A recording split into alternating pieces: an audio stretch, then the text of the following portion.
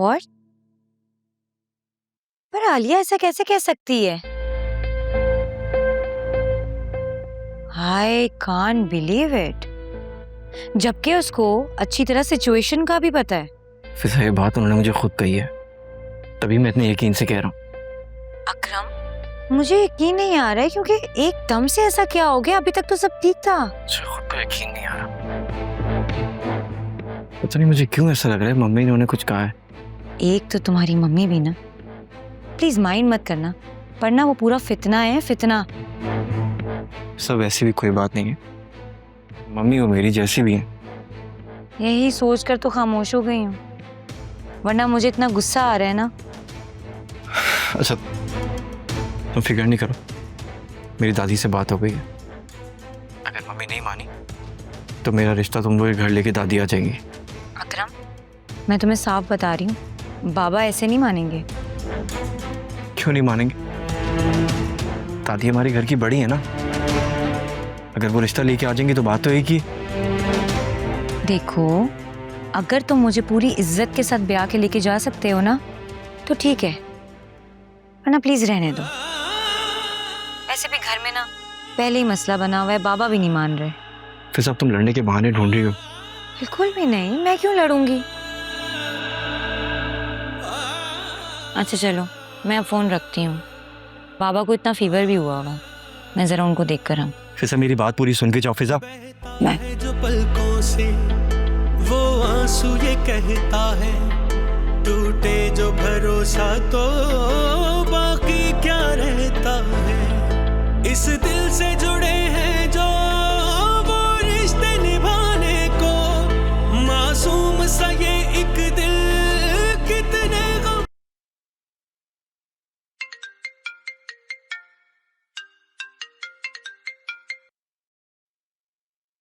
Hello Asif भाई, कैसे हैं आप? वो तो लंच ब्रेक के बाद फौरन घर आ गई थी। भाई वो एक्चुअली वो भाई, दादी, मम्मी, अकरम और भाभी, इन सब के बीच में अकरम और फिजा की शादी पे बहस हो गई। सबका मूड बहुत खराब है और अकरम तो घर छोड़ के भी चला गया है। पता नहीं, मुझे बस आवाज आ रही थी, मैंने कुछ सुना नहीं। जी मैं आपको अपडेट करती रहूंगी, सही है? अल्लाह हाफिज।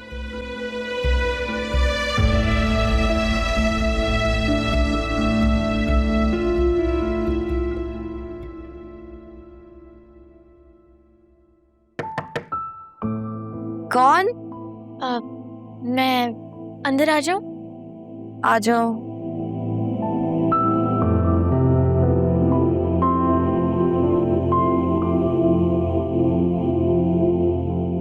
भाभी आप रो रही थी?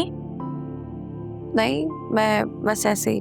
झूठ तो मत बोले, आपकी शक्ल से साफ साफ पता चल रहा है कि आप रोई थी। तुम बताओ, क्यों आई हो? सब खैरियत है? भाई ने मुझे कॉल की थी, परेशान हो रहे थे बहुत, आपका नंबर नहीं लग रहा।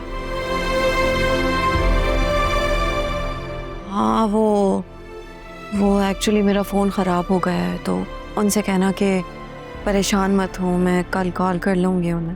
भाभी आप मुझे बताएं ना क्या हुआ है, मैं आपको ऐसा रोता हुआ नहीं छोड़ सकती। मैं दादी को लेके आऊं? नहीं नहीं ज़ुनैरा प्लीज़,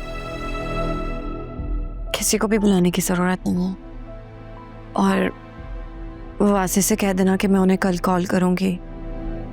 अब तुम जाओ, रेस्ट करो। भाभी आप मेरी छोटी सी छोटी प्रॉब्लम के लिए इतना परेशान हो जाती हैं, मुझे आपको ऐसे उदास नहीं देखा जाता। आप प्लीज बता देंगे क्या हुआ है? काश मैं तुम्हें बता सकती, काश। इसका मतलब आप मुझे अपनी छोटी बहन नहीं समझती ना? समझती हूँ, लेकिन ये मुनासिब वक्त नहीं है कुछ भी बताने का। वक्त आएगा तो मैं तुम्हें ज़रूर बताऊंगी। ठीक है, जैसे आपकी मर्जी।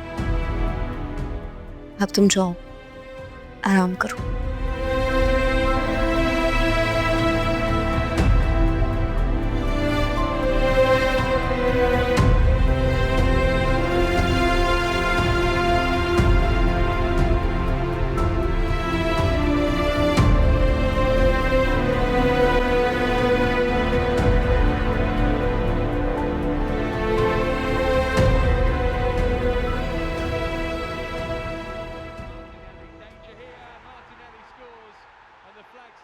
मम्मी, आपने आलिया भाभी को क्या कहा है?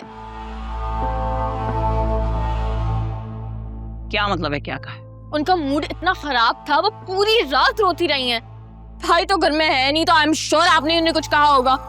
तो अगर मेरी फर्ज करो उससे कोई बात हुई भी है तो तुम्हें क्यों बताऊं?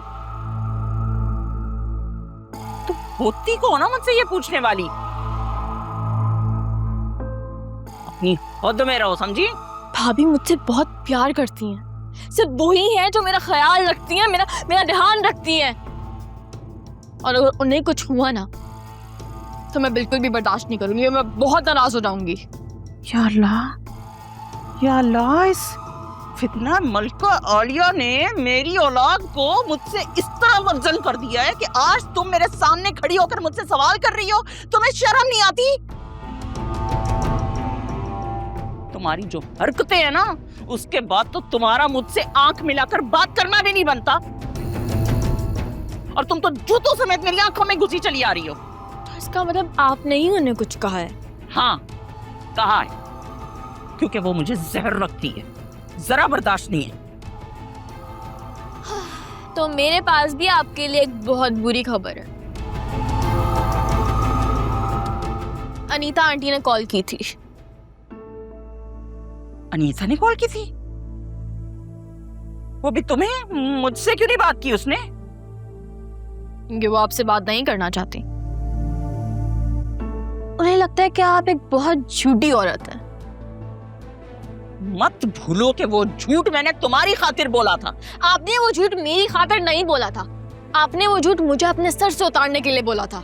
सुनहरा, मुझसे ना ये एनजीओ वाली औरतों की तरह जबान ना चलाया कर। सीधे सीधे बता, क्या कह रही थी वो?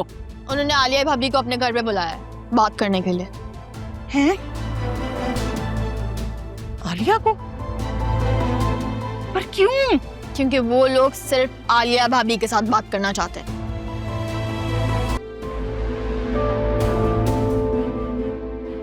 बाबा है तो शदीद खौफ का शिकार है, उनके बारे में सोचो। वो खुद को कितना बेबस महसूस कर रहे हों। अपनी बेटियों पे गरूर करने वाला इंसान आज दूसरों के सामने मिन्नतें कर रहा है। गौर से देखो, तुम्हें उनके खौफ के अंदर उनकी बेपनाह मोहब्बत दिखाई देगी। ये उनका मिजाज नहीं, उनका अंदाज नहीं। अगर वो इतना बदल गए तो इसके पीछे कुछ ना कुछ लॉजिक तो होगा। और फिर मुझे देखो, इस वक्त में मैं इतनी बड़ी जिम्मेदारी उनके सर पे आके बैठ गई, वो भी एक बेटी के साथ। अब भी वो ये ना सोचे तो क्या सोचे? साहिबा जी प्लीज, मेरा ना अभी वैसे भी दिमाग नहीं चल रहा है। और ये आप लोग ना आलिया को फोर्स करना छोड़ दें। नौशीन आंटी को मनाना अकरम की जिम्मेदारी है, आलिया की नहीं। ये उनका कसूर नहीं है। इस वक्त हम सब जिस सिचुएशन से गुजर रहे हैं, हम सबका फोकस इसी प्रॉब्लम पर है। अख्तर गुल, लाली, सुबैदा, 3 लोग अब तक मर चुके हैं।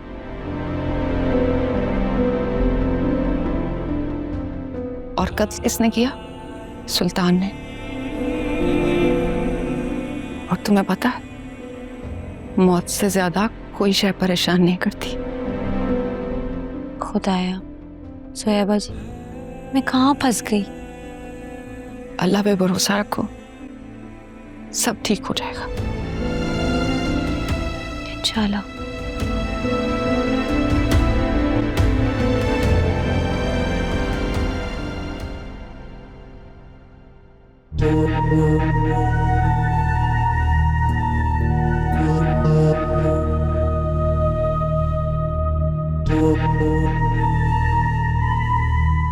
हाँ भाई, क्या अपडेट है?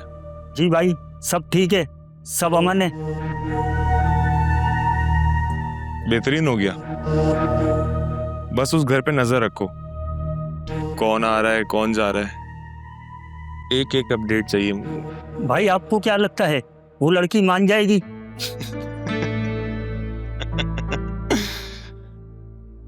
उसके पप्पा भी मानेंगे। देखा था ना क्या तमाशा किया था, मुझसे पंगा लेने चले थे और अब देख 14 की 14 तबक रोशन कर दिए। हाँ सही बात है, सुल्तान भाई से कोई नहीं बच सकता। अच्छा बत्तीसी क्या निकाल रहा है? जा गाड़ी गर्म कर, आ रहा हूँ।